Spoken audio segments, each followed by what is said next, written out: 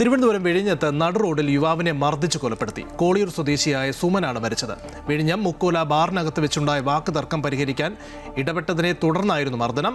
യുവാവിന്റെ നെഞ്ചിലും മുഖത്തും ഇടിക്കുകയും കഴുത്തിൽ ചവിട്ടുകയും ചെയ്തു. സുമനെ ആശുപത്രിയിൽ എത്തിച്ചെങ്കിലും ജീവൻ രക്ഷിക്കാൻ ആയില്ല.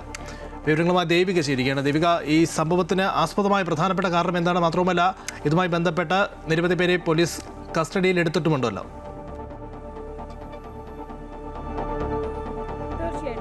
ഇന്നലെ രാത്രി 12 മണിയോടെ ഉണ്ടായ ഒരു ചെറിയ വാക്കുതർക്കമാണ് ഇത്തരത്തിൽ അതിക്രൂരമായിട്ടുള്ള ഒരു കൊലപാതകത്തിലേക്ക് കടന്നത്. വിഴിഞ്ഞത്തെ മുക്കൂലയിലെ ബാറിൽ സഹോദരങ്ങളായിട്ടുള്ള അച്ചു അനന്തു എന്ന 2 പേർ തർക്കത്തിൽ ഏർപ്പെടുകയായിരുന്നു. അതിൽ ഈ സുമൻ ഇടപെടുകയായിരുന്നു.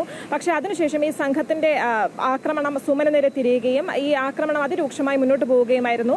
രക്ഷപ്പെടാൻ വേണ്ടി സുമൻ പുറത്തേക്ക് ഓടിയിറങ്ങിയെങ്കിൽ കൂടി ഈ പ്രതികൾ പിന്തുടർന്ന് അതിക്രൂരമായി മർദ്ദിക്കുകയായിരുന്നു. ഈ സുമനൊപ്പം ഉണ്ടായിരുന്ന സുഹൃത്തുക്കളാണ് ഇതിന്റെ ദൃശ്യങ്ങളെല്ലാം പകർത്തിയത്.